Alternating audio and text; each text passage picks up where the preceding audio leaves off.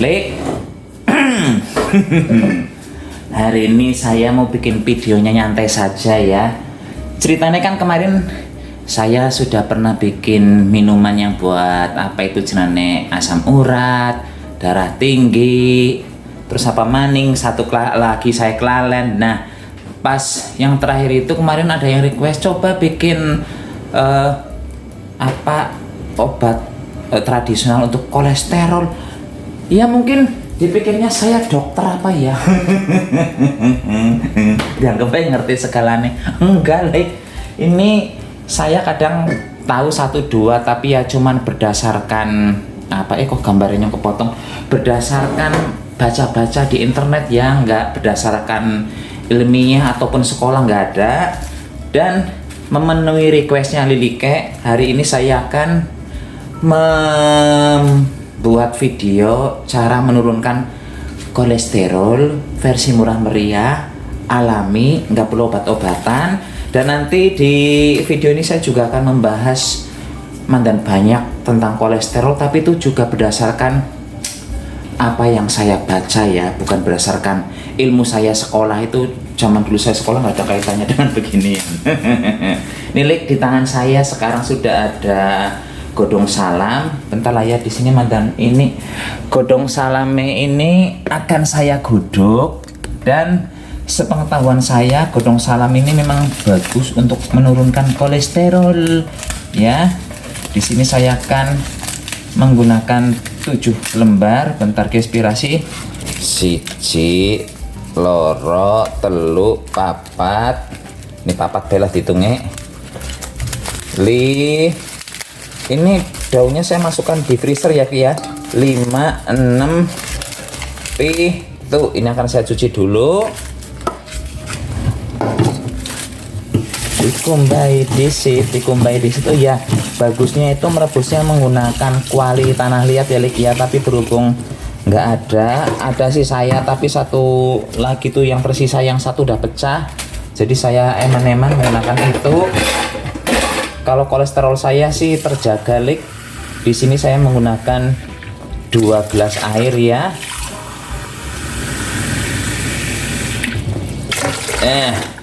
Dan langsung saja ini akan saya rebus. Rebusnya berapa lama, Sapi? Ngerebusnya gunakan api yang sedang cenderung kecil, Lik. Dan di sini kita nggak menggunakan ukuran berapa lama, tapi berdasarkan banyaknya air yang tersisa ya. Usahakan kita menyisakan air 1 gelas saja. Tadi kan kita merebusnya sebanyak 2 gelas air, sisakan sebanyak 1 gelas air saja. Udah, kita langsung merebus. Apinya jangan terlalu besar, Lik, biar nggak cepet asat banyune, biar sari-sari dari si ininya daun salamnya juga keluar ya. Cus. Dan sambil menunggu kita merebus daun salam, sebentar lagi saya akan saya akan membahas soal kolesterol, tapi ilmunya juga berdasarkan ilmu Google ya, Lik ya. Kita belajar bareng-bareng, Lik. Saya juga perlu belajar walaupun kolesterol saya rendah, tapi kan nggak ada salahnya belajar bareng. Nah, Lik, di sini saya akan membaca saja ya. Nanti Liliknya kalau mau komplain jangan sama saya. Berikut penjelasan mengenai beberapa makanan yang aman dikonsumsi untuk membantu menurunkan kadar kolesterol jahat dalam tubuh. Pertama ada pisang. Katanya pisang itu merupakan salah satu buah penurun kolesterol yang lezat dan cukup mudah didapatkan. Terus berikutnya ada sayuran hijau, kemudian ada beras merah, kemudian ada gandum, kemudian ada kedelai, kacang-kacangan, ikan salmon, larang itu Mas kan mungkin. Alpukat ya. Jadi menurut saya pisangnya bisa dibiarkan matang baru kita makan, sayuran hijau bisa dikukus, bisa direbus, beras merah bisa dilewat, gandum bisa diapakan ya, dibikin roti nanti banyak lagi penyakitnya dari gulanya itu lah, hindari saja. Kedelai bisa digodok, terutama yang masih ada kulit-kulitnya itu ya. Kalau nggak ada berarti ya kedelai yang sudah kupasan itu dibikin sayur bening saja, Lik. Enak kok itu dicampur dengan sayuran hijau-hijauan itu.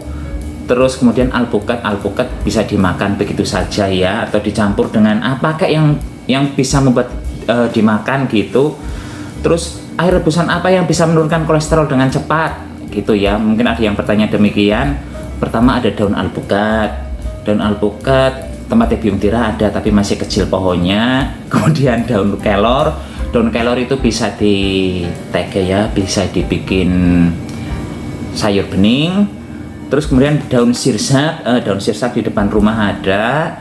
Kemudian daun salam seperti yang saya rebus. Nah, berarti kan saya nggak salah, Lik. Dan selanjutnya ada apa obat tradisional penurun kolesterol? Jus tomat, terus smoothie berry. Alah itu mah angel-angel. Minuman coklat hitam. Dah ini saya lewati saja. Kayaknya itu agak susah. Terus apa ciri-ciri orang kena kolesterol? Nih ya, mungkin bagi Lilike yang selama ini belum pernah memeriksakan kolesterolnya, ini bisa menjadi pengetahuan. Oh, saya udah kena kolesterol apa belum? Tapi ini baru dugaan awal ya. Lilike tetap perlu kontrol ke dokter, perlu ngecek juga. Ini ciri-cirinya itu mudah lelah, mudah ngantuk. Tapi kalau mudah ngantuk itu tergantung dari ini juga ya. Misalnya kita malam kurang tidur ya, siangnya pasti ngantuk. Itu bukan karena kolesterol menurut saya sih. Terus anemia juga bisa silik. Dan berikutnya ada juga ototnya pegel-pegel, terutama di bagian kaki, nggih. Terus sesak napas. Jadi sesak napas itu bukan hanya karena punya penyakit bengek, tapi juga bisa karena kolesterol. Terus pelemakan hati. Oh iya, teman saya kena kayak gitu, hatinya berlemak. Tapi saya nggak tahu sih ininya. Terus yang kulitnya menghitam itu apa ya? Kayaknya begitu kek. Iya, kayaknya bener kayak gitu kek. Terus ada kuku menebal. Ya, terus disfungsi ereksi terutama untuk yang laki-laki. Terus berat badan naik, itu yang mulai gina-ginuk, waspada ya. Terus nyeri bagian dada. Kadang saya dada sebelah kanan juga sakit, tapi nggak tahu. Tapi sakitnya bukan yang sakit banget karena cengkring begitu saja sih. Apakah kolesterol saya naik, Lik? Embuh, orang ngerti. Tapi sudah berapa bulan saya nggak ngecek sih.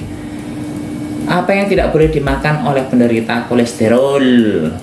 Makanan olahan itu nggak boleh. Makanan olahan itu apa? Contohnya sapi. Makanan olahan itu ya kayak nugget, sosis, terus daging burger, hotdog. Kenapa nggak boleh dimakan? Karena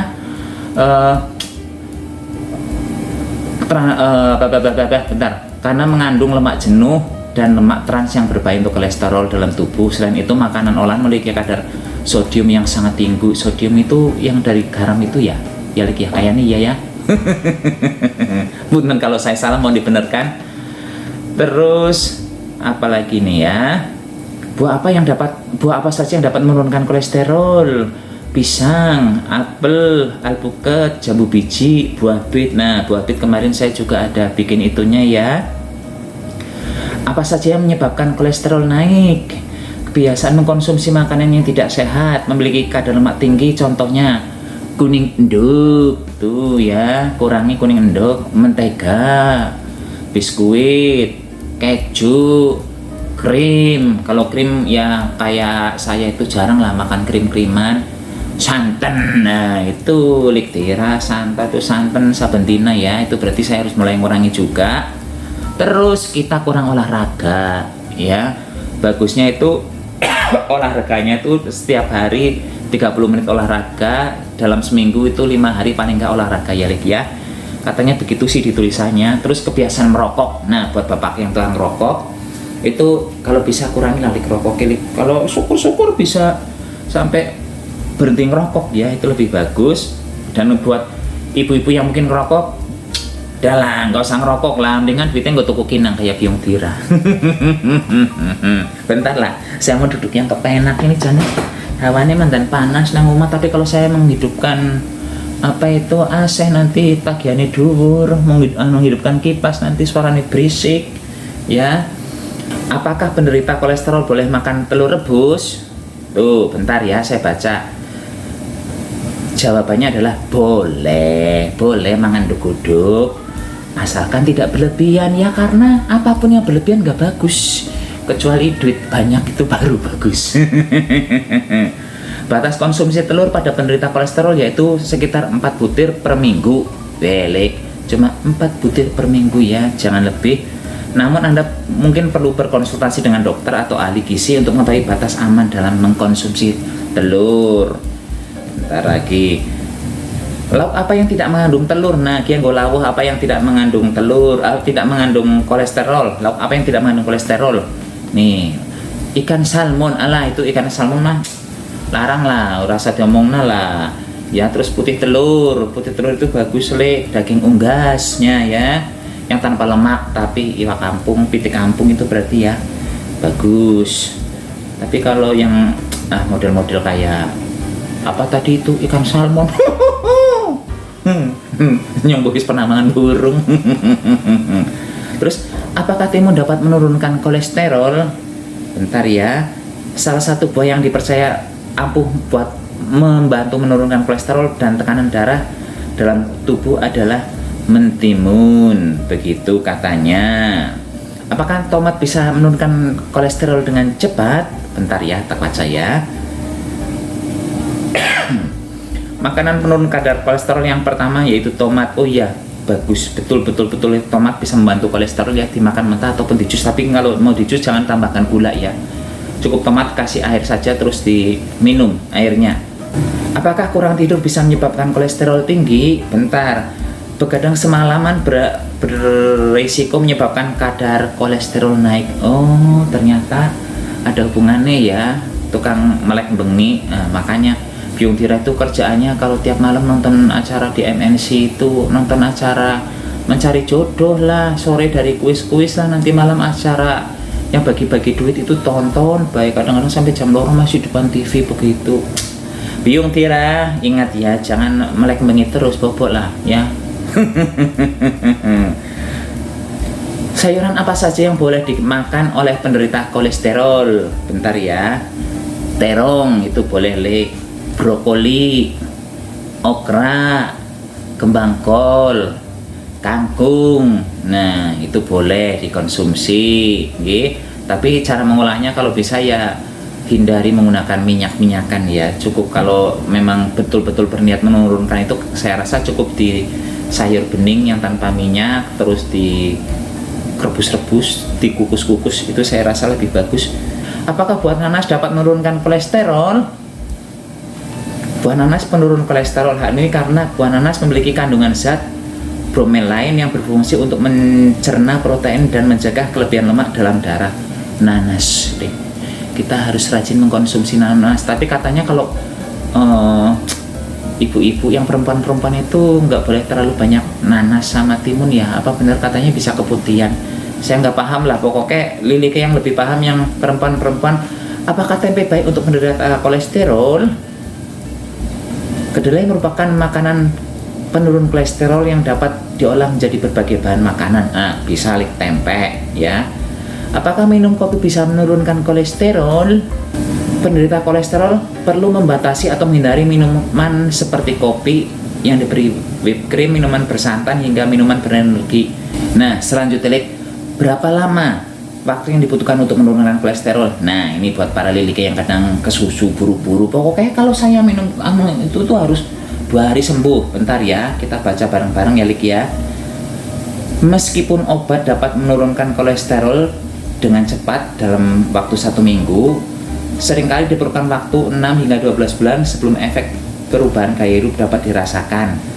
Nah, berarti kesimpulannya 6 hingga 12 bulan Lik, nggak bisa mendadak ya. Kalau menggunakan obat-obatan baru seminggu terasa, obat-obatan dokter berarti ini yang dimaksud. Apakah stres bisa menaikkan kolesterol? Bentar nih. Nah, kebiasaan overthinking dapat meningkatkan kecemasan yang mana juga berhubungan dengan tingkat stres yang tinggi. Jadi secara tidak langsung pikiran negatif dapat meningkatkan kadar kolesterol. Nah, itu buat lilike yang seneng gosipin tanggane, katanya tanggane preketek ya. Itu waspada karena kita udah negatif thinking. Pada tetangga ternyata bisa menaikkan kolesterol itu. Apakah daging ayam mengandung kolesterol tinggi? Bentar ya. Daging ayam mengandung kolesterol. Asal tahu saja, ayam adalah daging tanpa lemak jika kulitnya dihilangkan. Kulit ayam mengandung sekitar 80% dari total kalori lemaknya. Kadar kolesterol bervariasi berdasarkan porsi ayam yang dikonsumsi. Bagian ayam yang paling sedikit mengandung kolesterol adalah bagian dada, ya, kulitnya paling tinggi 80%. Tuh, jadinya kalau Lilike besok-besok mau masak ayam, kulitnya dibuang saja. Itu beli ayam crispy yang kulit-kulit crispy itu hindari saja, Lik. Tahu apakah mengandung kolesterol? Ya, delai kan bagus tadi ya, tempe delai bagus. Jadi itu boleh dikonsumsi. Apa maning? Apakah roti baik untuk penderita kolesterol? Bentar nih, saya baca dulu ya. Anda bisa menghindari asupan roti putih. Alih-alih roti putih, Anda bisa mengkonsumsi roti yang terbuat dari biji-bijian utuh. Oh, itu roti gandum yang itu ya, Lik, ya. Jangan yang putih, kan ada itu di toko-toko roti gandum atau roti yang putih itu biasa ya. Tapi yang roti gandum larang kok biasa nih. Apakah minum air ketumbar bisa menurunkan kolesterol? Menurut The Journal of Environmental Biology, senyawa ini disebut efektif mengurangi kadar kolesterol dalam darah.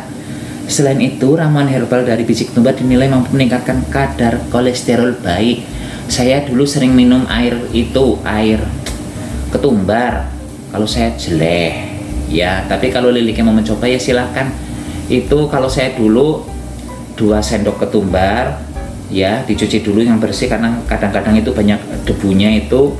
Setelah itu direbus dengan 2 gelas air, disisakan 1 gelas air, diminum nanti kalau sudah hangat-hangat ya, Lik, ya. Tapi kalau sampai telat minumnya sampai dingin, kalau saya betul-betul jelek. Tapi katanya di sini bagus tuh dibilangnya. Itu punya saya, bentar saya ngecek dulu ya. Itu udah berkurang banyak belum? Lah, masih. Bentar maning. Apakah kemiri dapat menurunkan kolesterol? Selain membantu menurunkan kolesterol, kemiri juga berperan penting untuk menjaga kesehatan jantung. Nah, ternyata bagus. Apa gorengan bikin kolesterol? Minyak goreng juga mengandung banyak lemak trans yang dapat meningkatkan kadar kolesterol darah. Peningkatan kolesterol ini bisa menjadi akar dari berbagai gangguan pada jantung dan pembuluh darah seperti penyakit jantung koroner, serangan jantung, dan stroke. Ya, adalah gorengan kurangi, santan-santan kurangi, banyak makan daun-daunan. Makanya jadi seperti Santo pakai nama sapi ya, makan banyak daun-daunan, Lik. Terus di sini ada lagi yang bertanya, apakah makan bawang putih mentah itu bagus? Ini, Lik, manfaat mengkonsumsi bawang putih mentah: mengendalikan tekanan darah. Oh, itu bisa berarti yang darah tinggi bagus ya mengkonsumsi bawang putih mentah ya. Terus menurunkan kolesterol. Terus selanjutnya menurunkan risiko kanker, meningkatkan kinerja fisik. Oh, jadi lebih bugar, lebih sehat, mengatasi jerawat. Nah, itu ya yang pada punya jerawat itu katanya bagus mengkonsumsi mentah. Menjaga kesehatan otak. Lah, otak saya entah dan tangga ini. Terus melawan radang, batuk, dan pilek. Oh, alah, kemarin saya batuk pilek, mangan ini kencur, ngerti ya makan itu ya bawang putih ya, Lik, ya. Jebule bisa memperkuat tulang. Oh, Lik, tira berminggu saya belikan susu untuk orang tua itu, ternyata makan bawang putih mentah bagus. Tapi Lik, tira bakal melukek makan bawang putih mentah, wong ambune biar enak. Nanti katanya 10, ini baru 8. Oh, ngelemboni jebule cuma 8. Tadi kok saya bacanya 10 ya? Saya salah lihat ya. Tapi ngomongin itu, Lik, apa namanya, mengkonsumsi bawang putih mentah. Saya selama ini sering mengkonsumsi bawang putih mentah ya. Cuman kalau bawang putih langsung dilek begitu, dikunyah dilek. Aduh, tobat itu di lidah rasanya kayak kebakar. Terus nanti di ulu hati itu rasanya juga perih banget, jujur saya emang nggak bohong itu. Tapi saya nggak tahu nanti kalau Lilike mau mencoba yang ngono ingin membuktikan itu panas apa enggak di tungtung hati nek. Jadi kalau saya itu mengkonsumsinya daun selada itu ya, tambah lombok ijo gede mentah, terus bawang putih mentah, terus dikasih telur dadar sedikit buat gurih-gurih, atau menggunakan daging ayam yang sudah direbus dikasih bumbu sedikit boleh. Nah itu baru dikonsumsi bareng. Itu menurut saya bagus untuk mengurangi, bahkan malah nggak ada rasa panas perih di ulu hati, itu nggak ada ya. Jadi sekali kalau cuman mengkonsumsi bawang putih mentah itu 2 biji langsung dilek begitu, mungkin saya yang siung yang kedua itu saya udah melukek-lik. Tapi kalau dicampur dengan selada, dibungkus-bungkus begitulah ya, diselimur-selimurkan begitu, itu suruh makan 2 dompol itu pun saya sanggup, nggak ada rasa apa-apa ya, enak-enak saja. Jadi ya semoga tips dari saya yang ini berhasil. Semoga bekerja juga, bermanfaat juga buat Lilike ya. Dah, ilmu belajarnya kita sehari ini sampai di sini dulu ya anak-anak. Sekarang saya lihat dulu, itu kayaknya tinggal sedikit airnya. Nah Lik, ini paling sekitar 5 menitan lagi akan saya godok. Nanti setelah 5 menit akan saya matikan, saya dinginkan, saya tunggu hangat-hangat. Setelah itu baru diglegek-glegek ya. Ini Lik, hasil rebusan daun salame. Malah kurang dari 1 gelas ya. Bagus tuh, mandan-mandan coklat hasilnya. Dan ini sudah hangat, bisa langsung saya minum. Ini aromanya menurut saya malah mirip kayak buah salam. Dan rasanya karena saya belum pernah ngerebus godong salam seumur-umur, saya baru akan ngicipin ini.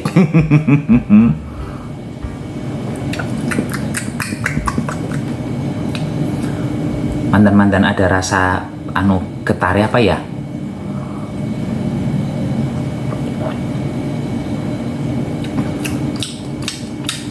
Ada rasa pekatnya sedikit, Lik.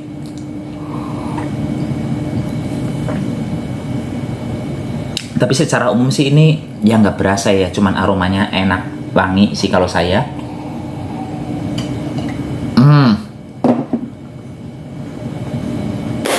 Entong, ternyata rebusan air salam begini. Ya udah, video hari ini sungguh sangat belgedes. Nggak apa-apa ya Lik ya, yang penting dari video. Ini pun anaknya Biung Tiranyun pamit rumin, sampai jumpa di video berikutnya. Tetap jaga kesehatan, jangan ublak-ublak. Cus, I love you sayang.